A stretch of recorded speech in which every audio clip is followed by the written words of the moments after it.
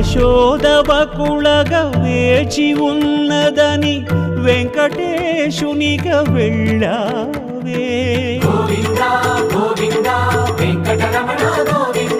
నరకాసుర చరవనితల కొరకై సమరార్భటి కావించావే.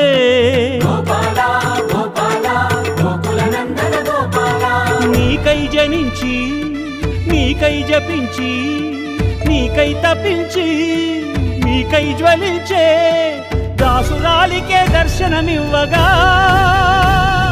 గర్భమూల నిర్బంధించే ఈ గర్భగుడాని కట్టంకి